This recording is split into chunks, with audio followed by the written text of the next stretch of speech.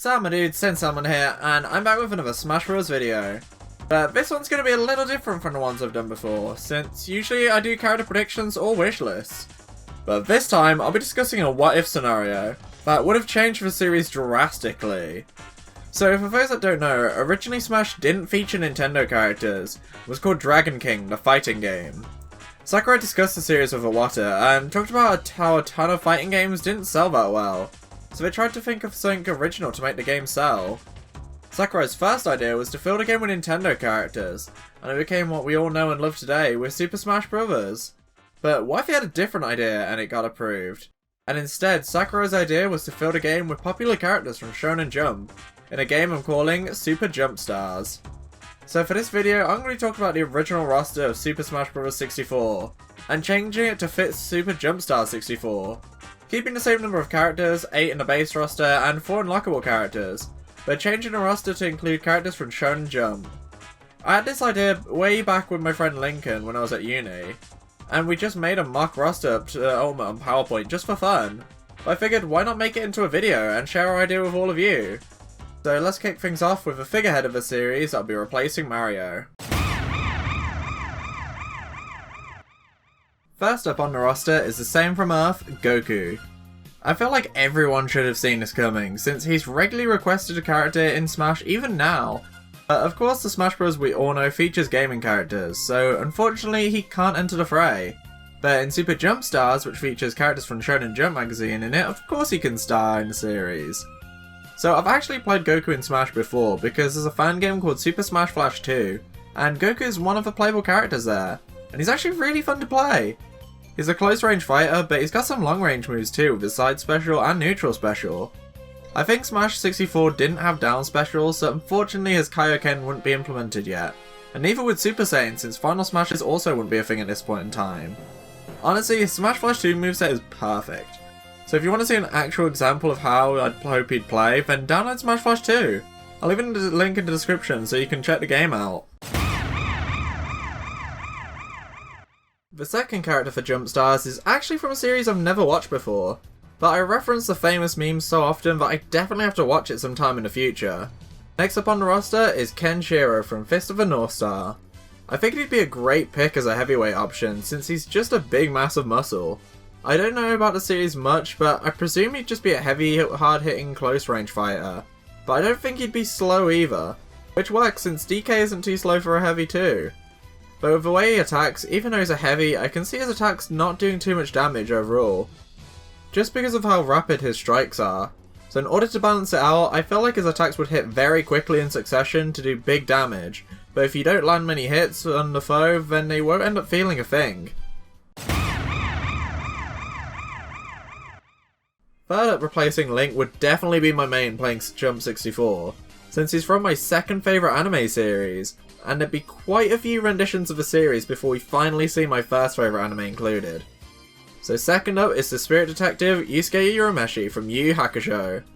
Like a lot of Shonen Pro tags, he's a martial artist, and would fight fairly close range, but he's got his signature spirit gun which he could fire off rapidly with spirit shotgun, or charge it up so it becomes a powerful ranged attack with high launching power. Maybe he'd be a fast heavy hitter with some high launching power, but he'd be light to midweight, so it wouldn't be too difficult to launch him back either.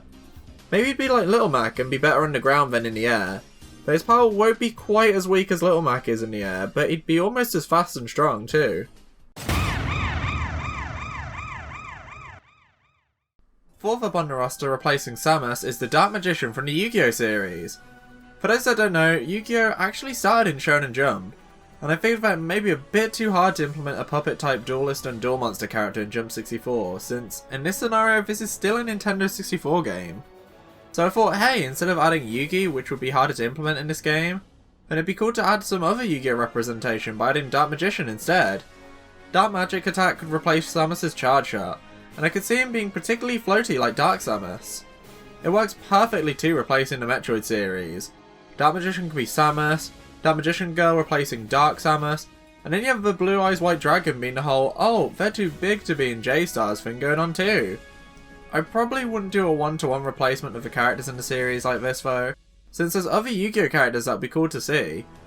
They could even add a Pokemon trainer-like character with one character switching between different cards that they'd like to use too. So with Smash 64, the newest series to be added into Smash was Pokemon in 1996, but development for the game was mainly in 1998, which is the year Hunter x Hunter started. I figured it may be a little bit too late to add into the game, but I thought it'd be cool, so I added in. I feel like this series would be a bit too new to add in with Nen abilities, but maybe as the series goes on they could add more of his abilities, like his Janken. I could see it maybe being his neutral special, which you can charge up, but then would turn into rock, paper, or scissors depending on what your next input is.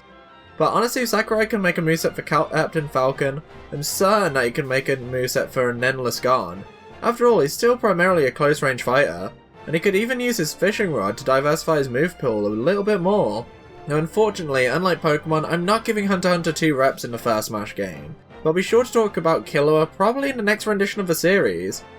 But there is another Jump series that started in 1998 that will be joining the fray as an unlockable character, but I'll talk about him a little bit later. So as much as I love watching anime and reading manga, there's still a lot of series that I really want to get into, and a lot of series I've never heard of before. So there may be a bunch of characters from this era that would probably be a part of this anime version of Smash, but I'm just going off of what I know really. And there's some series I'd never heard of before until playing Jump Force. While that was honestly a pretty trash game, I really want to go through every series that was included in the game. And one series I've yet to start, which was featured in that game, is Saint Seiya. So let me talk about the next pick, Pegasus Seiya.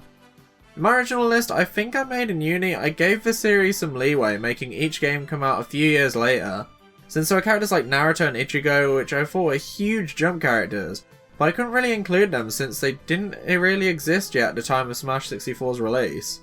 And Pegasus Seiya was a character I included in Jump Brawl, since I figured he could replace Pit as the retro pick of that game. But since I had to replace Naruto and Ichigo, since I kept the release dates in line with the original Smash game, I decided to include him here. From what I know about the character, like many others on this list, he's a martial artist type character, and he has access to a lot of energy based attacks like the Goku too. But he also has a bow and arrow that he uses in his ultimate attack in Jump Force, so maybe that could be included in the moveset too? Or that could just be his final smash in a later game. Yet another series that was introduced to me from Jump Force was Rurouni Kenshin. But unlike Saint Seiya, I've actually now watched this series since I saw the characters in Jump Force and ended up watching the show on Netflix while I was at uni. So the rep from this series that'll enter Smash is of course the main character, the Batosai Kenshin Himura. So people always go on about anime sword fighters in Smash, so of course my anime equivalent of Smash is gonna have a few anime sword fighters in it. And Kenshin is the first of 3 that will be joining the roster in Jump 64. Would be a very speedy character since his whole sword style revolves around immense speed and agility, so he might be the fastest character on this roster, or at least the fastest sword fighter on the roster at least. He's got a bunch of name techniques too, and since the manga lasted for 5 years and finished the year Jump 64 would have came out, Sakurai would have had a ton of techniques to choose from for his special moves. Since unlike characters like Gon and a couple others on this list, this was a series that was ending, not just starting during the release of the game. The final character included in the base roster, before I start talking about the unlockable Jump Stars characters, is the future King of the Pirates, Monkey D Luffy. Unlike Kenshin Himura, One Piece just started only a little bit over a year before Jump Stars would have been released. So while it will be a long time before we see anything like 2nd or 3rd gear appear, Luffy still has plenty of techniques in his arsenal that he used early on in the series, like Gum Gum Pistol, Balloon, and Whip. Like Goku, he's another character who's playable in Smash Flash too, and I think he'd have the majority of the moveset in the game from the first 50 odd chapters in the series. So he'd probably be similar to how he is in that game, being a medium weight, mid-long range melee fighter. I think out of the 4 jump characters in Smash Flash, Luffy is the hardest for me to play, but he's still super fun, and I definitely recommend trying him out if you haven't played Smash Flash 2 before, or you just haven't given him a shot yet. The first of the 4 unlockable characters in Jump 64 is another addition to the Dragon Ball series. In Smash 64 we got 2 Mario reps, with Mario and Luigi, so I figured in Jump 64 we'd end up with 2 Dragon Ball reps, with Goku in the base roster and Vegeta unlockable later on. I feel like the 2 would be very similar in this game, since it'd be easy to model Vegeta over Goku with the limited graphics that the 64 had. But in the next Jump game, Vegeta would start to stand out a lot more of his own character, and the two would end up feeling very different to play as. He'd be similar in a way, being a martial artist and having a lot of energy attacks, but that's the way for a lot of Shonen Jump characters, and his moveset and hitboxes would be noticeably different in the next games. Similarly to Mario and Luigi, I prefer Vegeta over Goku, just like how I prefer Luigi over Mario. So for Jump 64 at least, I'll be playing as Prince Vegeta when I feel up to playing a Dragon Ball character. The manga would have ended a few years before Jump 64 came out, so I'd probably see base Vegeta as he is at the end of Z, rather than at the start of Z, so get ready to see some final flashes and big bang attacks from him too. Now onto the 10th character of this roster. It's a little weird since I honestly couldn't decide between two of them. I really thought I should have a JoJo's Bizarre Adventure character on this list, and I was really thinking Jotaro since while he's not the first JoJo, he's kinda like the face of the series. I was also thinking of Giorno Giovanna, since funnily enough, while he's the last JoJo to get an anime adaptation with Part 6 Stone Ocean being the next one to be adapted, Giorno's part Golden Wind would have been the ongoing JoJo part during the Jump 64's release. However, I thought Jump 64 wouldn't be able to run a JoJo character plus their stand-in in a Nintendo 64 game, and Jonathan Joestar felt kinda boring to add as the first JoJo rep. Like, maybe I could add Joseph, but I thought he might be a bit of a random pick, so maybe I should just leave the JoJo rep for the second game. So this slot is a toss-up between Joseph Joestar and Ryo Saber from City Hunter. He's another character I learned about from Jump Force and would be vastly different to the rest of the Jump Stars cast, since from what I can see in Jump Force, his moveset uses a lot more different weapons, instead of using martial arts and energy beams.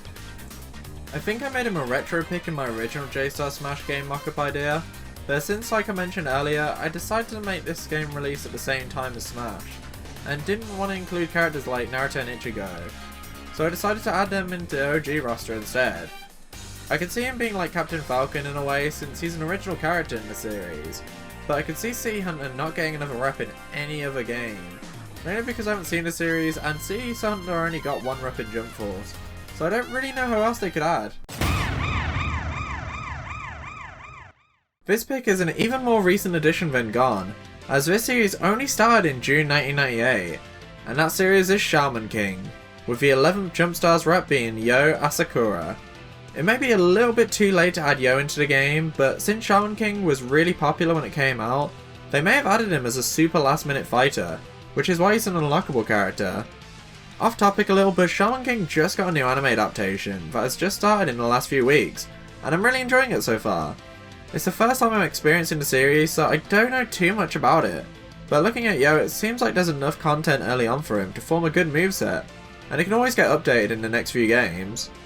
I know I just mentioned Jump 64 not being able to run stands, but I feel like Yo's spirit Adamaru would probably just possess him in the game, so you wouldn't really see much of him until the next couple games in the series, where they could run it a little bit better.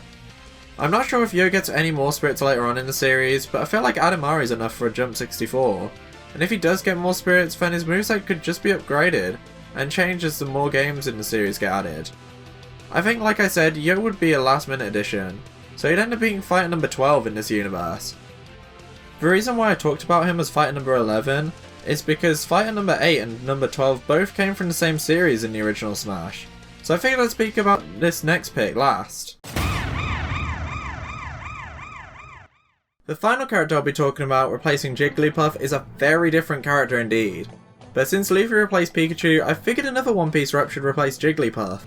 So the final character of Jump 64 is the future greatest swordsman, Zorro. While he's another sword unit added into the game, he would be vastly different to all the other ones in this roster, and even later down the line for the rest of the Jump games, since he uses 3 swords at the same time. Like Luffy, One Piece is still in early days of how long it has been running, but his moveset can evolve like many other characters on this list, so his move pool would be vastly different in the latest Jump game compared to the first installment. I think Zorro would hit the hardest out of the 3 sword fighters, but maybe he has a bit more ending lag on his moves to make up for it. I was thinking of making him slower to act, but he is pretty damn fast.